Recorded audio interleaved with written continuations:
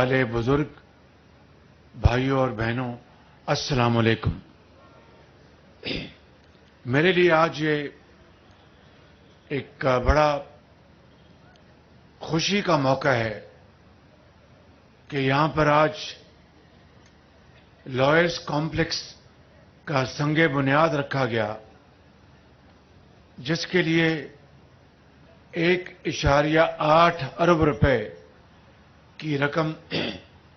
مختص کی گئی ہے۔ کاش اس رقم کا یہاں پر اعلان نہ کیا جاتا، کیونکہ مجھے ڈر یہ ہے کہ کہیں حکم نہ آ جائے کہ یہ الیکشن کمیشن کے حوالے کر دیں۔ بارکیف اگر ایسی صورت پیدا ہوئی تو آپ کالے کوٹ والے ہیں، آپ خود ہی اس کو اچھی طرح اس کو ڈیفینڈ کر لیں گے انشاءاللہ۔ لیکن یہاں پر یہ بات میں ڈنکے کی چوٹ پر کہنا چاہتا ہوں کہ آپ معاشرے کے اس ممتاز طبقے سے آپ کا تعلق ہے جنہوں نے قانون کی حکمرانی، عدلیہ کی بحالی اور انصاف کے حصول کے لیے آپ نے پاکستان مارز وجود میں آنے کے بعد اب تک اور آئندہ بھی آپ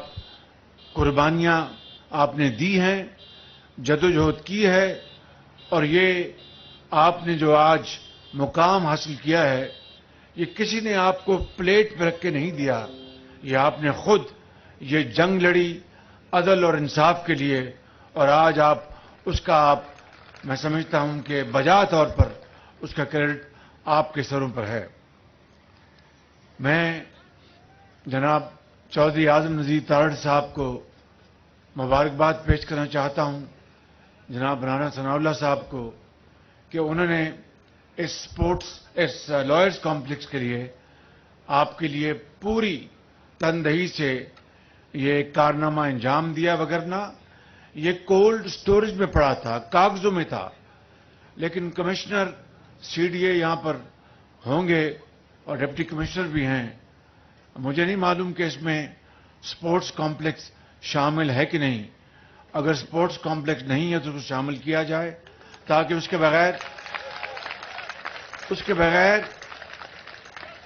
بغیر وکلاء اپنا مقدمہ صحیح طور پر نہیں لڑ سکتے۔ میرے کالج کے میرے کلاس فیلو تو گورنمنٹ کالج میں ہارون رحیم، وہ اللہ کو پیارے ہو گئے، وہ 10 اسٹار تھے، تو ان کے والد سے کبھی میں ملتا تھا تو انہوں نے بتایا کہ میں ہارون جب امتحان ہوتے ہیں تو میں ہارون کو کہتا ہوں کہ 2 سیٹ کھیل کے جاؤ تاکہ امتحان کے مرکز میں تمہارا دماغ تر و تازہ رہے گا۔ تو اس لیے یہاں پر sports complex should be part and parcel of this lawyers complex, اور اس میں سوئمنگ پول بھی ہونا چاہیے، خواتین کے لیے علیحدہ،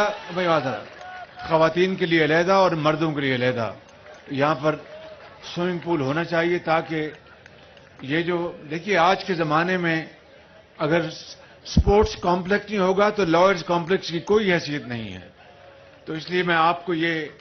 تحفہ بھی میں آپ کو دینا چاہتا ہوں، لیکن اس کے لیے رقم کہاں سے آئے گی وہ میں آپ کو کان میں بتا دوں گا انشاءاللہ۔ میرے بزرگوں، بھائیوں اور بہنوں، یہاں پر آئین اور قانون کی حکمرانی کی بات کی عباسی صاحب نے بجا طور پر،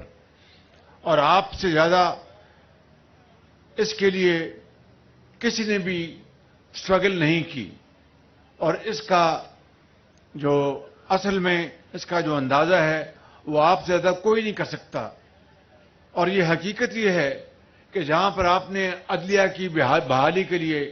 ڈنڈے کھائے، گولیاں کھائیں، اور دن رات آپ نے، اور ہر جگہ پورے پاکستان میں آپ نے جلوس نکالے، ریلیاں نکالی، میں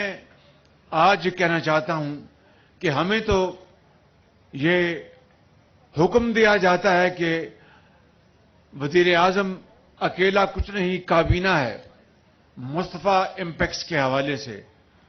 تو जिन्होंने ये हुक्म दिया वो अपने ऊपर उन्होंने क्यों नहीं आज तक लागू किया। मैं ये बात बड़े अदब से लेकिन और एहतराम से करना चाहता हूं। आपने मौलवी तमीजुद्दीन का केस आपसे ज्यादा कौन जानता होगा कि किस तरह उन्होंने कराची में हाई कोर्ट ने उनके हक में फैसला हुआ और फिर जस्टिस मुनीर ने वो मुजिद हैं नजरिया जरूरत के, और उसके बाद ये नजरिया उसने पाकिस्तान को कहां पहुंचाया। मैं समझता हूं कि अदालत आलिया का, अदालत उज़्मा का हम सबको एहतराम करना चाहिए, जजेस का हम सबको एहतराम करना चाहिए, लेकिन जो कानून वो किसी के लिए बनाएं खुद अपने ऊपर भी लागू करें।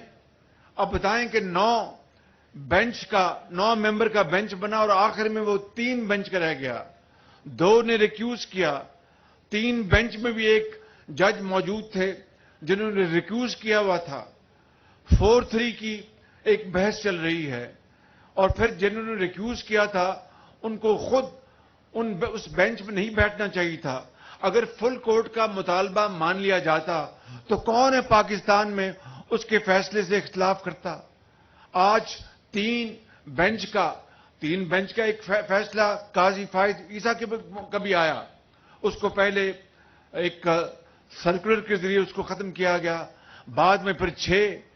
बेंच का एक लार्जर बेंच बनाया गया। अगर वो सर्कुलर के जरिए खत्म होना था तो फिर लार्जर बेंच बनाने की जरूरत क्या थी। ये बातें मैं बतौर एक लेमैन के, आप तो कानूनदान हैं, मैं बतौर लेमैन इसलिए आपके सामने रख रहा हूं कि कोई सियासी पार्टी इलेक्शन से भाग नहीं सकती, वो उसी दिन उसकी सियासत दफन हो जाएगी जो इलेक्शन से भागे। हम समझते हैं कि जो कानून की हुक्मरानी है 63A के कानून को किस तरह रीराइट किया गया और ढड़ाई के साथ रीराइट किया गया, और हमने अपील दायर की हुई है, उसका कोई आज तक उसका अता पता नहीं है। इसी फैसले में जो पॉलिटिकल पार्टीज ने बार बार इस्तदा की कि हमें उसका पार्टी बनाया जाए, किसी ने उसका नोटिस नहीं लिया। मैं ये समझता हूं कि आज वक्त आ गया है कि हम सब स्टेक होल्डर्स हमें अपने गरेबां में झांकना होगा और हमें ये फैसला करना होगा कि हमने पाकिस्तान के मुस्तकबिल और आइंदा आने वाली नस्लों को हमने उनका मुस्तकबिल हमने महफूज करना है। ये अपनी खुदा ना खास्ता जाती पसंद नापसंद की लड़ाइयां लड़के इस मुल्क पाकिस्तान, खुदादाद मुल्क पाकिस्तान को ऐसी जगह पहुंचाना है कि जिससे कि वापसी नामुमकिन हो जाए। इसलिए मैं अब रोजे के इफ्तार का वक्त हुआ चाहता है, मैं रोजे के इफ्तार और आपके दरमियान मैं हायल नहीं होना चाहता। आखिर में मैं सिर्फ ये कहना चाहता हूं कि हमें अदालत उज़्मा से हम आज भी ये कहेंगे कि वो अपने इस फैसले को रिव्यू करें, फुल कोर्ट बना दें, जिन जजेस ने रिक्यूज किया था वो ना बैठें, जो फैसला होगा हम उसको कबूल कर लेंगे। इससे बढ़कर और क्या बात हो सकती है। मैं समझता हूं कि यही